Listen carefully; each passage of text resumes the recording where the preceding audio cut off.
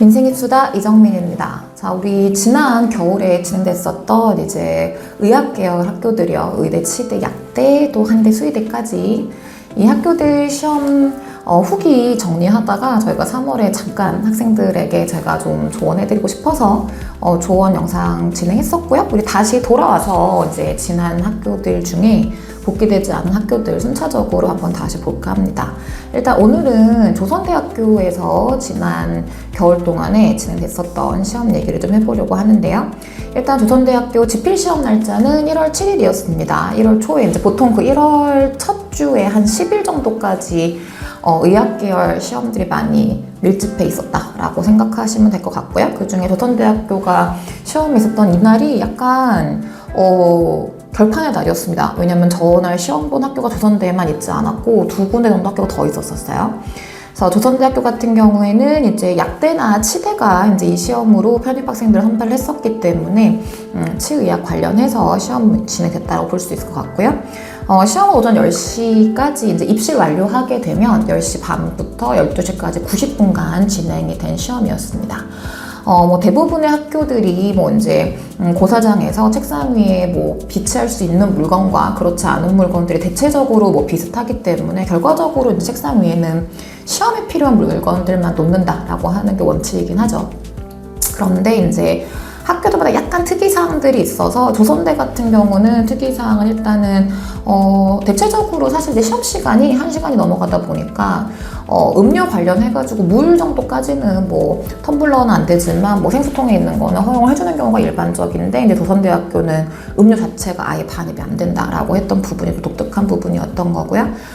고사장에서 이제 칠판 앞에 시계를 비치해주는 학교들이 가끔 있었습니다. 그래서 조선대학교도 고사장 가운데 시계를 배치를 해서 이게 이제 논란의 여지를 막을 수 있는 기준은 됩니다. 그래서 그 시계를 기준으로 해서 진행한다라는 기준으로 보시면 될 것 같고요.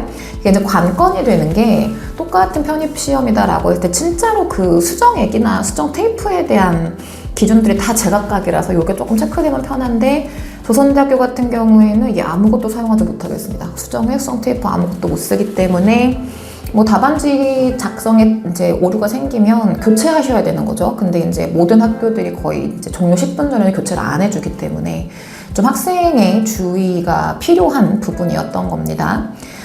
조선대학교 시험 출제는 이제 시험 범위 자체는 늘 의학대가 좋아하는 스타일로 제시가 됐죠. 예과 2학년 수준에 해당하는 기초 생물학을 평가하겠다라고 이때 나왔는데 그건 이제 그들의 얘기인 거고 우리는 이제 출제된 학교들을 비교를 해서 난이도를 정할 수밖에 없잖아요. 그랬을 때 일단 난이도 자체는 평이하긴 했다. 그런데 그게 의학대 기준으로 했을 때 평이했다. 당연히 이제 일반 생명계 학생들 봤을 때는 조금 까다롭다고 느낄 수 있겠지만 난이도는 대체로 평이했고요. 그리고 배점이 좀 다양하게 배치가 되어 있었습니다. 근데 문항수가 워낙에 많다 보니까 이제 1점, 2점, 1.6점, 2.0점 이게 이제 흩어져 있는 형태였다라고 봐주시면 될 것 같고요. 문항수가 많죠. 생물 30문항하고 화학 30문항 해서 총 60문항을 90분에 해결해야 하는 약간 단국대 시스템이란 말이에요. 그래서 엄청난 시간 압박에 쫄린다. 근데 단국대랑 좀 차이점이 있다라고 하면 단국대학교 같은 경우에는 생물학 같은 경우에도 그림 첨부 없는 문제가 거의 없었던 것 같아요. 거의 그림과 함께 이제 보기 박스 이래가지고 볼 자료도 많고 문제 글자도 많았던 건데 조선대학교 같은 경우에는 그림 자료가 그렇게 많지 않았습니다. 그냥 문자로만 되어 있는 문항들이 그나마 있어서 단국대보다는 조금 덜했긴 했지만 어찌됐건 문항수가 많기 때문에 시간 압박이 좀 있었다라고 볼 수 있겠습니다. 영역별로 분석을 좀 해볼 건데요. 조선대학교가 약간 티나게 문제를 냈죠. 왜냐하면 의대고 약대고 알겠는데 동물생리학 문제가 너무 많이 나왔어요. 전체 30문항 중에서 거의 3분의 2에 해당하는 문항을 동물생리학 쪽에서 냈고 또 의학대가 많이 좋아하는 유형들이 있죠. 이제 임상적용 문제 같은 경우에 동물생리학에서 10문제 가까이를 내다 보니까 정말 의대나 약대의 정체성이 그대로 드러난 문항들이었다. 몇 세 환자 누구가 어떤 상황이었고 증상 같은 걸 주고서 이 환자의 증상을 생물학적으로 분석한다라든지 이런 식의 문항이 제일 유형 중에서 많이 나왔다라고 볼 수 있겠고요. 단순 지식 문항이 있긴 있었습니다만 이거는 진짜로 빵점 방지 수준이 아니었나. 4문항 정도밖에 안 나왔기 때문에 그래서 조선대학교를 준비하신다라고 하는 분들은 동물생리학 파트는 좀 단단하게 정리하실 필요가 있겠고요. 임상 문제나 적용 문제를 해결하시기 위해서 이제 과거에 MDP 이제 피트 문제 나왔던 그런 문항들 중에 이제 임상 적용 문항들은 조금 풀어보시는 게 도움이 될 수 있을 것 같습니다. 어느 정도 수준인 건지 좀 파악을 좀 해봐야 될 것 같은데요. 일단 단순 지식 문항이다 라고 했을 때 제가 이제 의학대 치고는 평이했었고 일반 생명 계열과 비교해본다 라고 했을 때는 난이도가 좀 있다 라고 말씀을 드렸던 유형인데요. 두 문항 정도 가지고 와봤습니다. 8번 문항 같은 경우에는 분자생물학, 이건 진짜 그냥 암기죠? 네, 알고만 있으면 되는 거. 그래서 뭐 배점이 근데 아주 낮지는 않아요. 1점, 2점 정도인 거니까. 그리고 10번 문항 같은 경우에는 백신과 관련해서 이제 항체 구조에 대한 문제였던 건데 이것도 뭐 크게 어렵진 않은 문항이기 때문에 요거는 개념만 정리가 잘 돼 있다라고 한다면 어렵지 않게 답을 선택할 수 있었다라고 말씀드릴 수 있겠고요. 이제 개념 통합 문항 같은 경우에 뭐 단원별 개념이 통합이 된다라거나 내지는 뭐 동물생리학 개념과 분자생물학 개념이 통합된다, 뭐 이런 식으로 영역별 개념이 통합된다거나 하는 경우가 있을 텐데, 올해 이제 조선대학교에서 나왔던 이 문항 같은 경우에는 일단 탄수화물이 풍부한 식사 후다라고 하면 동물생리적인 배경을 준 겁니다. 식사를 하고 났을 때 포도당 관련 생리현상이 나왔는데 이거를 기집작으로 해서 결과적으로 선지에서 얘기를 하고 있는 거는 세포 수준에서 이루어지는 어떤 세포 기능적인 특징을 물어보고 있어요. 뭐 나트륨의 농도 기울기에 대한 언급이 나온다라거나 또는 제시문에 언급되어 있는 칼슘, 칼륨, AT페이즈, 요거는 이제 세포 수준에서 언급하는 물질 운반체이지 않겠습니까? 그래서 생리적인 현상을 주고 상황을 주고 그 상황에서 세포 내부적인 세포학적 지식을 물어보는 문항이었기 때문에 요거는 당연히 2.0점 최고점 주긴 줘야 되는 거고요. 그리고 이제 상황에 따라서 우리는 이거를 개념 정리할 때 세포는 세포학에서 정리했었고 탄수화물 농도랑 관련된 거는 이제 내분비계 쪽에서 정리했던 건데 이 개념이 이제 접목될 수 있도록 통합적인 문제를 좀 접해볼 필요가 있는 거죠. 그래서 이런 문항 같은 경우에는 해결을 목적으로 한다라고 하면은 사실 수능 형태에 해당하는 응용 문제 풀어보는 것도 도움이 될 수 있고요. 또 MDP 유형이라거나 이런 식으로 좀 상황에 적용을 시키는 다양한 유형의 문제들을 풀어보는 게 도움이 될 수 있을 것 같습니다. 특히 조선대학교 준비하시는 분들은 단순 지식 문항 말고요, 여러 가지 응용 패턴을 볼 수 있는 문항들을 좀 접해보시는 게 도움이 될 거다라고 말씀을 드립니다.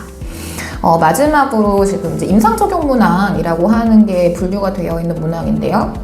사실 이 문항 같은 경우에는 임상 적용 문항이기도 하면서 제가 의학대 준비한 학생들한테 자주 말씀을 드립니다만 의학대가 그 노벨상 관련 개념을 출제하는 걸 선호합니다. 그래서 노벨상은 자주 등장을 하기 때문에 좀 핵심적인 노벨 뭐 생물학상이라거나 생리학상이라거나 뭐 이런 것들은 좀 기억을 하시는 게 도움 될 거다라고 말씀을 드리는 건데요. 지금 제시문에 2021년도 노벨 생리학상 수상과 관련된 내용이 언급이 되어 있습니다. 그래서 뭐 많이 알려져 있는 캡사이신. 근데 원래 캡사이신이라고 하는 게 이제 화학물질인 거잖아요. 뭐 아시는 분들은 아시겠지만. 근데 이제 그 화학물질이 우리 이제 미각기를 구성하고 있는 그 미세포들의 통로를 자극을 하게 되면서 이게 화학물질에도 불구하고 이제 뜨겁다라고 하는 열감을 전달할 수 있는, 그래서 화학물질의 약간 피부 감각화, 이 전환이랑 관련되어 있는 독특한 물질이 캡사이신이 있었고, 또 수업할 때 맨솔도 얘기 많이 했던 거잖아요. 캡사이신 같은 경우에는 화학물질인데 이게 뜨거운 자극으로 전달되는 거고 맨솔은 차가운 자극으로 전달되는 거, 그 예시에 해당하는 게 지금 언급이 되어 있습니다. 그랬을 때 관련된 통로를 물어보고 있으니까 사실 이 내용은 일반 생물학에는 언급되지 않는 내용이기는 합니다. 지금 다른 슬라이드 하나 보여드릴게요. 이게 지금 보시면 제시문이 있고 그 다음에 보기가 있고 그 다음에 뭐라 말이 나와 있는 건데 좀 전에 봤던 문제하고 되게 비슷해 보인다는 느낌적인 느낌이 오시나요? 이거 사실 이건 좀 제가 자랑을 좀 하려고 가지고 온 건데, 이거 지금 제가 보여드리고 있는 슬라이드는 저희 이제 파이널 모의고사 때 의학 계열 학생들이 1차 모의고사로 풀었던 문제입니다. 보시면 아시겠지만 이게 소재부터 시작해가지고 물어보는 대상까지가 저는 서술형으로 냈습니다만 선지를 서술형으로 만들었는데 지금 앞에 봤던 이 조선대학교 슬라이드 같은 경우에는 그냥 단어로만 나왔던 거잖아요. 그래서 이 문항이 거의 똑같은 제시문과 같은 수준의 문항이 출제가 됐었더라고요. 저도 이게 사실은 이유를 모르겠는데 사실 이 문항 같은 경우에 제가 출제할 때 뭐 다른 기출됐던 거를 참고했던 것도 아니고 그냥 노벨상이 문제 많이 나오니까 뭐 이제 과학 동화 같은 그런 서적 같은 데에서 약간 발췌를 해가지고 이 문항은 진짜 생짜로 제가 만든 거거든요. 근데 이거랑 아주 비슷한 문제가 올해 조선대학교에서 나왔더라고요. 그래서 이런 식으로 접근 방식이 비슷할 수도 있구나 라고 하는 걸 좀 보여드리려고 가지고 온 문항입니다. 조선대학교 같은 경우에는 뭐 앞에서 분석해드린 대로 이제 임상적용 문항이 좀 많이 나오는 편이고요. 동물생리학 분야 쪽에 출제 빈도가 높으니까 이 부분 염두하셔서 대비를 해주시면 좋을 것 같습니다. 몇 가지 조선대 관련해가지고 시험 특이사항 정리를 좀 해드리면, 조선대가 좀 특이한 게 있었죠. 예, 조선대학교 같은 경우에 보통은 이제 그 고사장 들어갈 때 전자기기 다 가지고 들어가고요. 이제 뭐 전자기기 넣어라 라고 하는 지시가 있기 전까지는 막 패드로 공부 엄청 열심히 합니다. 근데 조선대학교 같은 경우에 아예 건물 들어갈 때부터 이 전자기기 전원을 끄도록 하더라고요. 그래서 학생들 중에 조금 일찍 가가지고 몸도 좀 녹이고 할 생각으로 빨리 왔던 친구들이 조금 당황했었던. 왜냐하면 그러면 고사장 들어가면 공부를 못 하잖아. 그렇죠? 그래서 그 고사장 건물 앞에 이렇게 의자, 벤치 이런 데 막 다 공부하는 친구들이 계속 거기서 전자기기를 끌 수가 없어가지고 건물 들어가면 꺼야 되니까 패드로 공부하는 장면이 올해 보였었어요. 그래서 조선대학교 준비하시는 분들은 모르겠어요. 내년도 그럴지 모르겠는데 일단 올해는 고사장 들어갈 때 건물 입장할 때부터 이렇게 모든 전자기기를 끄게 되어 있었다라고 하는 걸 기억하시면 좋을 것 같고요.